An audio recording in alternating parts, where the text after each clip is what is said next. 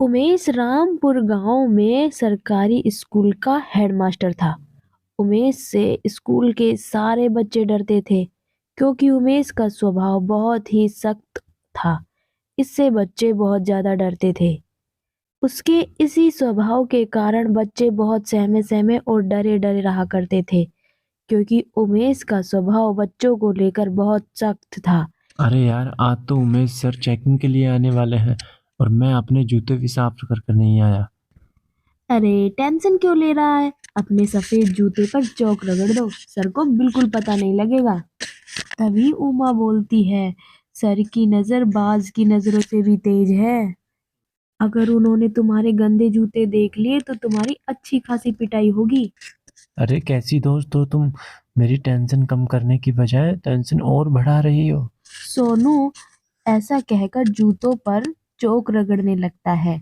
इतने में ही Umesh sir class में आ जाते हैं और वह सोनू को जूतों पर चोक रगड़ते हुए देख लेते हैं और वह गुस्से में आकर सोनू से कहते हैं, ये तुम क्या कर रहे हो? तुम्हें जूते साफ करने का घर टाइम नहीं मिलता?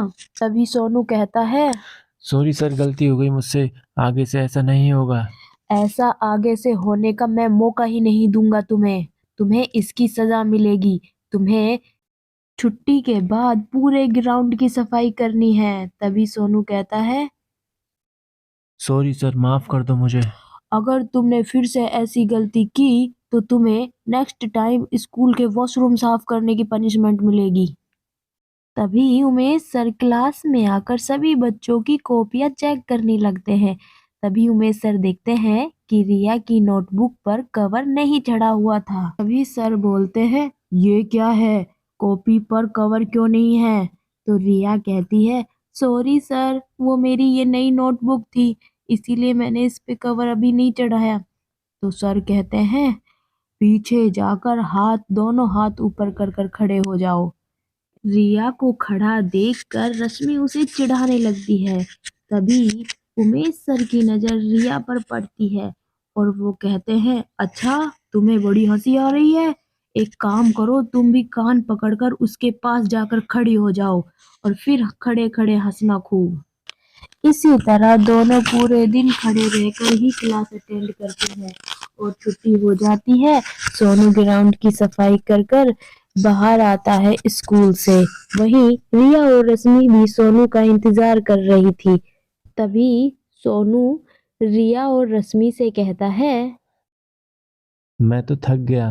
पूरा ग्राउंड साफ करते करते मेरा तो दम ही निकल गया। हाँ, हमारे उमेश सर कितने कठोर स्वभाव के हैं, इसी कारण उनकी अभी तक शादी भी नहीं हुई है।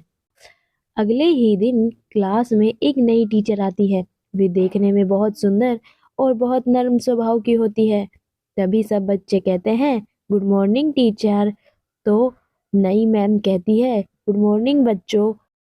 उमा मैडम बच्चों को बहुत प्यार से पढ़ाती थी और उनका पढ़ाया हुआ बच्चों को फटाफट से याद हो जाता था। उनका स्वभाव बहुत नरम था। बच्चे भी मन लगाकर पढ़ाई करते थे उनके साथ। वह बहुत अच्छी मैडम थी। एक दिन उमा मैडम क्लास में बैठे बैठे पढ़ा रही थी। तभी उमेश सर वहां आते हैं और उनको क्लास में आता देख सभी बच्चे खामोश और सीधे होकर बैठ जाते हैं। और उमेश सर कहते हैं, काफी दिनों से तुम्हारी क्लास में बहुत शोर आ रहा है, तुम अच्छे से पढ़ाई नहीं कर रहे हो। तभी उमा मैम कहती है, सर आप इन्हें इस तरह क्यों डांट रहे हैं? आखिर ये बच्चे ही तो हैं और ये मस्ती नहीं करेंगे तो कौन मस्ती करेगा? तभी उमेश सर कहते हैं, अरे नहीं मैम, मैं इनसे बहुत प्यार करता हूँ और मैं इन्हें कभी भी नहीं डांटता। ऐसा सुनकर सारे बच्चे हक्के बक्के हो जाते हैं कि आज उमेश सर कैसे बात कर रहे हैं। दरअसल बात ये थी कि उमेश सर पहले दिन से ही उमा मैम को पसंद करते थे, इसीलिए वे मैडम को इम्प्रेस करना चाहते थे। लेकिन बच्चों को ये बात बिल्कुल नहीं समझ में आ रही थी। तभी वे कहते हैं, मैं इन बच्चों से बहुत प्यार करता हूँ और मैं बड़े प्यार से समझाता हूँ इनको। तभी कुछ दिनों बाद ही रिया और सोनू एक दिन क्लास में लेट पहुंचते हैं। तब उमेश सर कहते हैं, तुम दोनों आज लेट कैसे आए हो? तुम्हें स्कूल का वक्त पता नहीं है? तभी सोनू कहता है, सर आज हमारी साइकिल पंचर हो गई, इसलिए हम लेट हो गए। लेकिन उमेश सर ने एक न सुनी और दोनों को पीटना शुरू कर दिया। तभी रिया कहती है, सर हम सच बोल रहे हैं, हमारी साइकिल पंचर हो चुकी थी, इसीलिए हम लेट आए हैं। तभी उमेश सर कहते हैं, इसमें तुम्हारी गलती है, तुम्हें वक्त से पहले निकलना चाहिए था। इतने में ही उमा मैम इस क्लास में आ जाती है और वह कहती है, सर आप बच्चों को इस तरह ना मारे, हमें एक बार उनको मौका देना चाहिए, अगर वे बार बार ऐसा करे तो हमें सख्त होना चाहिए, ऐसे थोड़ी ना बच्चों को कोई मारता है। तभी उमेश सर उमा मैम की बात मानकर सभी बच्चों को क्लास में जाने देते हैं। धीरे धीरे उमा मैम के साथ रहते रहते उमेश सर का स्वभाव भी नरम होने लगता है। अरे यार, हमारे उमेश सर तो कितना बदल गए हैं। हाँ, पहले तो हमें कठोर से कठोर सजा देते थे, लेकिन अब उमा मैडम के आने के बाद उमेश सर भी काफी बदल चुके हैं। अब मजा आ रहा है पढ़ाई करने में। एक दिन उमेश सर क्लास में आते हैं और वे सभी बच्चों की नोटबुक का होमवर्क चेक करने लगते हैं। तभी सोनू अपना होमवर्क नहीं करके लाता है। तब उमेश सर कहते हैं, तुम बच्चे दिन पे दिन बिगड़ते जा रहे हो, तुमने आज होमवर्क नहीं किया, कल तुम स्कूल भी नहीं आओगे, बाहर जाओ और बाहर जाकर मुर्गा बन जाओ, ये तुम्हारी आज की पनिशमेंट है।